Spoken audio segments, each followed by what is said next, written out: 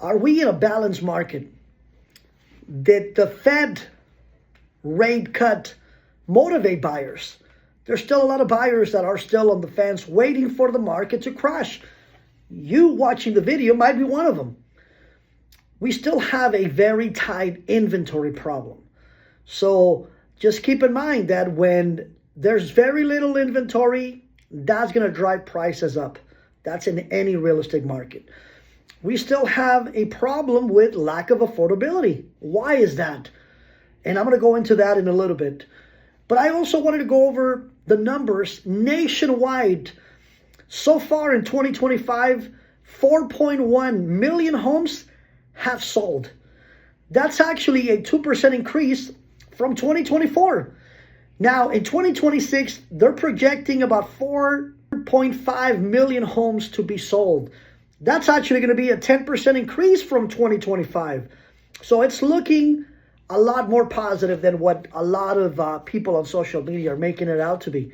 What's going on with the inventory? Well, a lot of that has to do with sellers that got an absolute amazing interest rate during the pandemic. They don't want to trade in that 2% rate. What would they?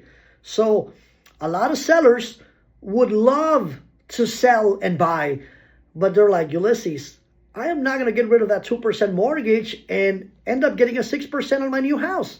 No, I'm going to stay where I'm at. So that has a lot to do with it. A lot of sellers are still on the fence, and I don't blame them. But here's the thing, though. Next year, nationwide, they're projecting about a 10% increase in inventory.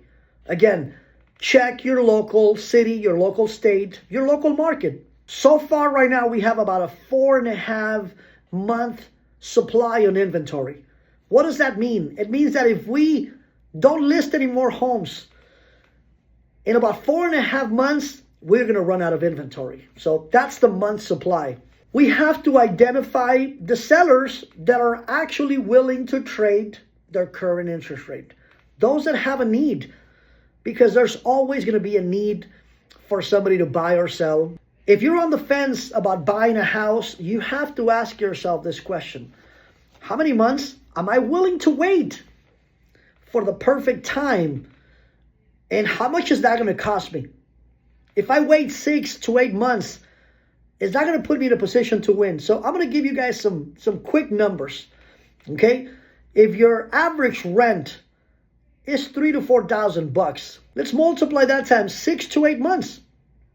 That can range anywhere between $18,000, $32,000 in rent that you're never going to see again. You're actually paying somebody else's mortgage, whether you want to believe it or not. But if you wait 6 to 8 months, you're not going to potentially just lose $18,000 to $32,000. Next year, they're projecting that home prices are going to go up 3 to 5%.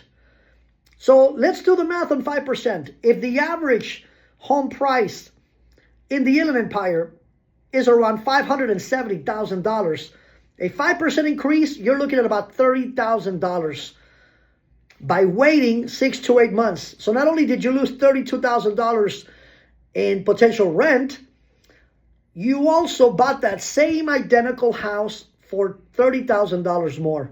So that's a $62,000 switch. Think about that for a minute. Why do we have an affordability problem? Well, a lot of factors go into play. Believe it or not, tariffs have certainly played a huge role. Now you might say, Ulysses, are you getting political? Absolutely not. I'm staying in my lane. But the tariffs have also created a lot of increase in building costs. The lumber, the price of lumber, a lot of it has come from Canada. So guess what? By the time the builders get all the lumber and all the building costs, they're going to transfer those costs to the consumer, to all of us.